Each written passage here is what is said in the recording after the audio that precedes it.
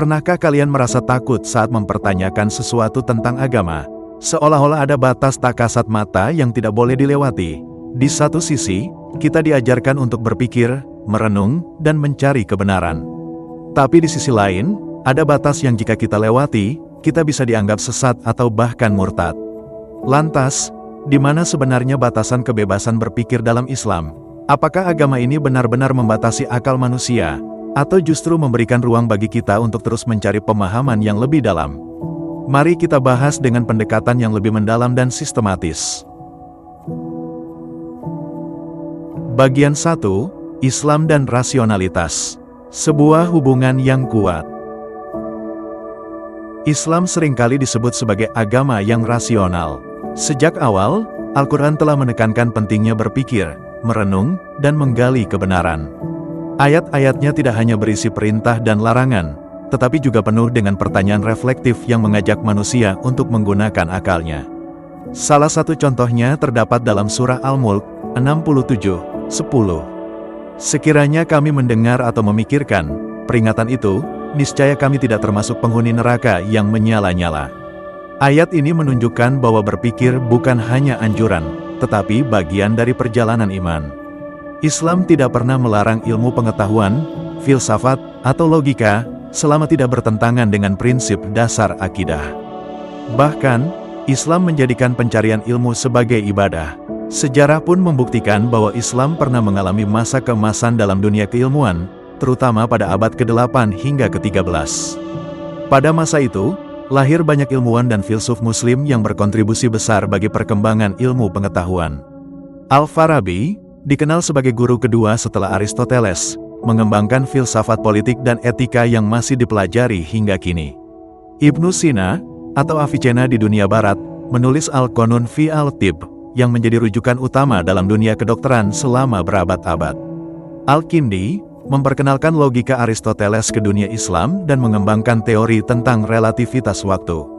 Jika Islam benar-benar membatasi kebebasan berpikir, bagaimana mungkin para pemikir ini berkembang pesat di tengah peradaban Islam? Namun, disinilah letak pertanyaannya, jika Islam mendukung pemikiran rasional, di mana batasannya? Apakah ada titik di mana berpikir terlalu jauh bisa dianggap berbahaya?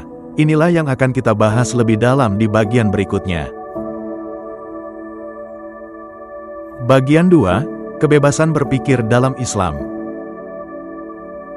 Islam tidak hanya mendorong manusia untuk berpikir, tetapi juga memberi ruang bagi diskusi dan pertanyaan. Islam bukan agama yang hanya mengajarkan kepatuhan buta, melainkan agama yang membangun keyakinan berdasarkan pemahaman yang mendalam. 1. Al-Quran mengajak manusia bertanya. Dalam banyak ayatnya, Al-Quran mengajak manusia untuk merenung, bertanya, dan mencari kebenaran. Islam tidak melarang manusia menggunakan akalnya dalam memahami dunia. Justru sebaliknya, Islam menuntut manusia untuk terus berpikir dan menggali hikmah di balik setiap kejadian. Allah berfirman dalam surah Al-Baqarah 2:164.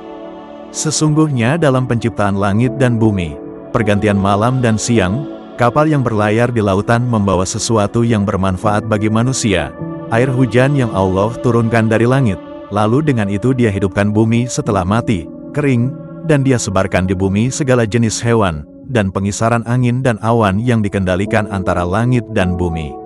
Sungguh terdapat tanda-tanda bagi kaum yang berpikir. Dalam ayat ini, Allah secara eksplisit menyatakan bahwa tanda-tanda kebesarannya dapat ditemukan oleh mereka yang berpikir. Bumi, langit, dan segala yang ada di antaranya bukan hanya sekadar ada, tetapi merupakan bukti kebesaran Allah yang harus direnungkan oleh manusia. Begitu juga dalam surah Al-Ankabut 29:20, Allah berfirman, "Berjalanlah di muka bumi, lalu perhatikanlah bagaimana Allah memulai penciptaan." Ayat ini menunjukkan bahwa manusia diperintahkan untuk melakukan observasi dan penelitian ilmiah. Islam tidak hanya membolehkan eksplorasi pemikiran, tetapi juga mengarahkannya sebagai bagian dari ibadah. 2. Para sahabat bertanya secara kritis. Bukan hanya dalam Al-Quran, tetapi juga dalam sejarah Islam, kita melihat bahwa para sahabat Nabi Muhammad memiliki kebebasan untuk bertanya. Bahkan, mereka sering mengajukan pertanyaan yang cukup mendalam dan kritis terkait ajaran Islam.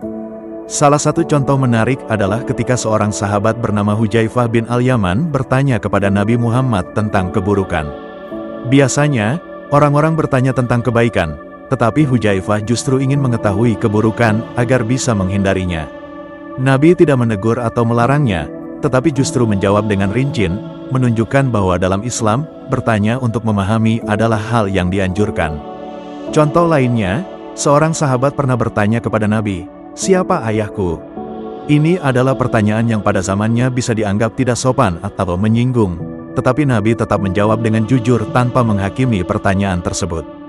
Hal ini menunjukkan bahwa Islam tidak membatasi seseorang dalam mencari jawaban, asalkan niatnya benar dan tidak dimaksudkan untuk merendahkan agama. Bagian 3. Batasan dalam kebebasan berpikir.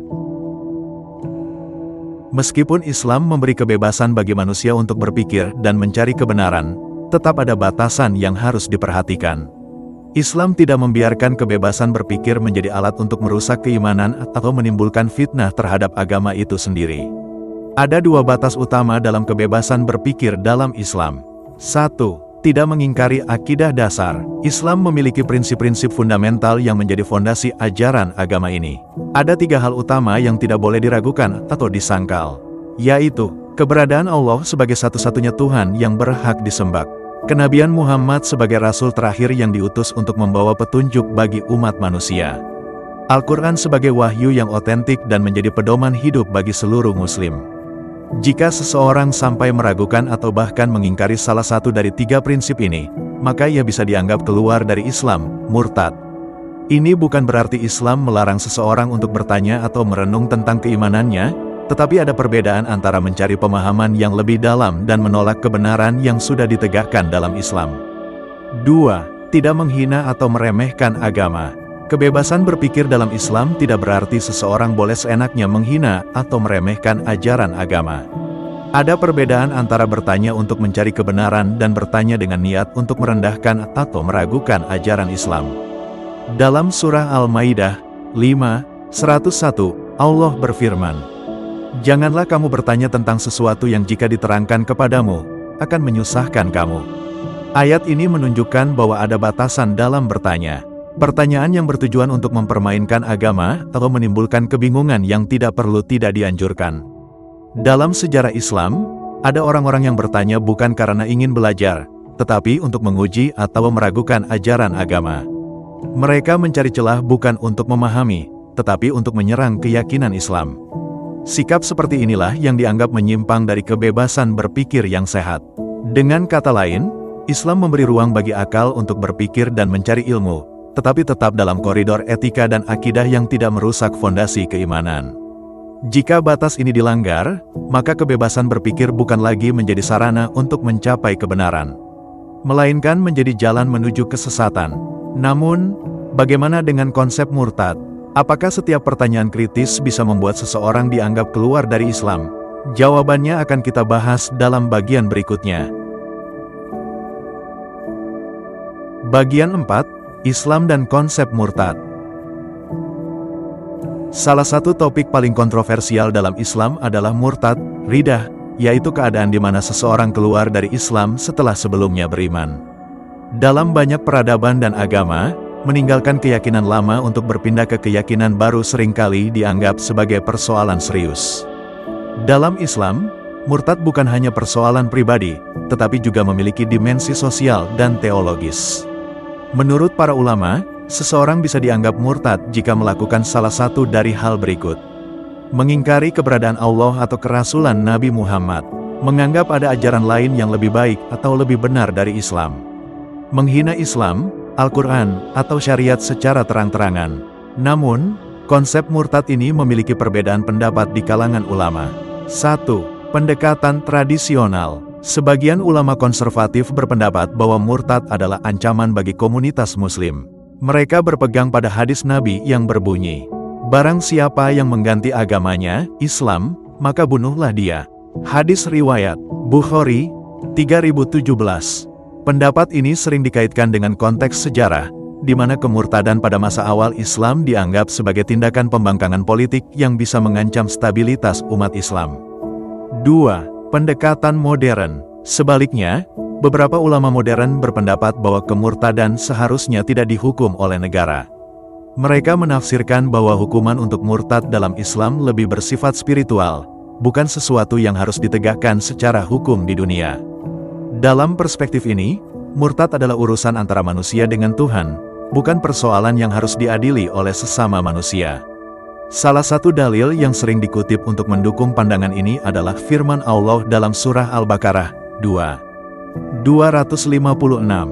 Tidak ada paksaan dalam agama, sesungguhnya telah jelas jalan yang benar daripada jalan yang sesat. Ayat ini menunjukkan bahwa iman adalah pilihan hati, bukan sesuatu yang bisa dipaksakan oleh manusia lain. 3. Bagaimana dengan orang yang bertanya, tapi tidak berniat meninggalkan Islam? Pertanyaannya sekarang, bagaimana dengan seseorang yang mempertanyakan Islam tetapi tidak berniat meninggalkannya? Apakah ia bisa disebut murtad hanya karena berpikir kritis? Jawabannya tidak. Selama seseorang masih mencari kebenaran dalam Islam dan tidak dengan sengaja menolak prinsip-prinsip utama Islam, maka ia tidak termasuk kategori murtad. Bertanya, menganalisis, dan mencoba memahami ajaran Islam secara lebih dalam adalah bagian dari proses pencarian ilmu, bukan tanda kemurtadan. Maka, dalam Islam, berpikir kritis bukanlah dosa, selama dilakukan dengan niat mencari kebenaran dan tidak bermaksud merendahkan agama. Namun, bagaimana cara menyeimbangkan antara kebebasan berpikir dan menjaga keimanan? Itu yang akan kita bahas di bagian terakhir. Bagian 5, antara iman dan pemikiran kritis. Islam tidak melarang manusia untuk berpikir dan bertanya, tetapi ada etika dalam berpikir yang perlu diperhatikan. Berpikir kritis dalam Islam tidak berarti bebas tanpa batas, melainkan harus dilakukan dengan niat yang benar dan sumber yang tepat. 1. Niat dalam bertanya. Dalam Islam, niat adalah sesuatu yang sangat penting. Jika seseorang bertanya karena benar-benar ingin mencari kebenaran dan memperdalam pemahaman tentang agamanya, maka itu adalah hal yang baik dan bahkan dianjurkan. Namun, jika seseorang bertanya dengan niat mempermainkan agama, mencari celah untuk meragukan ajaran Islam, atau sengaja ingin menyesatkan orang lain, maka ini bisa dianggap sebagai bentuk kesesatan. Dalam sejarah, kita bisa melihat contoh seperti Abu Jahal, yang bukan tidak memahami Islam, tetapi menolaknya karena kesombongan dan kepentingan pribadinya. Allah berfirman dalam surah Al-An'am 6:125. Barang siapa yang Allah kehendaki untuk diberi petunjuk, niscaya dia melapangkan dadanya untuk menerima Islam, dan barang siapa yang dia kehendaki untuk disesatkan, niscaya dia menjadikan dadanya sesak dan sempit. Ayat ini menunjukkan bahwa hati yang tulus dalam mencari kebenaran akan dibimbing kepada petunjuk, sedangkan hati yang penuh kebencian atau kesombongan justru semakin menjauh dari cahaya kebenaran. 2. Pentingnya mencari ilmu dari sumber yang benar. Salah satu kesalahan yang sering terjadi adalah ketika seseorang mempertanyakan Islam, tetapi mencari jawaban dari sumber yang tidak kredibel atau bias. Banyak orang yang ragu terhadap ajaran Islam karena mereka membaca atau mendengar informasi dari orang-orang yang tidak memiliki pemahaman yang benar tentang agama ini. Dalam Islam, mencari ilmu itu penting, tetapi harus dilakukan dengan sumber yang terpercaya. Seorang Muslim dianjurkan untuk belajar dari ulama yang kompeten, kitab-kitab yang valid, dan diskusi dengan orang-orang yang memiliki pemahaman yang baik. Rasulullah bersabda, "Barang siapa menempuh suatu jalan untuk mencari ilmu, maka Allah akan memudahkan baginya jalan menuju surga." Hadis riwayat Muslim, 2699. Ini menunjukkan bahwa belajar adalah ibadah, tetapi juga harus dilakukan dengan cara yang benar. Jangan sampai niat mencari kebenaran justru membawa seseorang kepada jalan yang menyimpang karena terpengaruh oleh sumber-sumber yang keliru. Kebebasan berpikir dalam Islam itu nyata, tetapi tetap memiliki batas. Islam mendorong manusia untuk berpikir dan bertanya. Namun, ada batasan dalam akidah yang tidak boleh dilanggar. Pertanyaan yang tulus itu baik, tapi jika tujuannya untuk meremehkan agama, maka bisa dianggap menyesatkan. Jadi, jika kalian pernah merasa ragu atau ingin bertanya sesuatu yang sulit tentang agama, jangan takut. Islam tidak anti pertanyaan. Yang penting adalah bagaimana dan dengan siapa kita mencari jawabannya.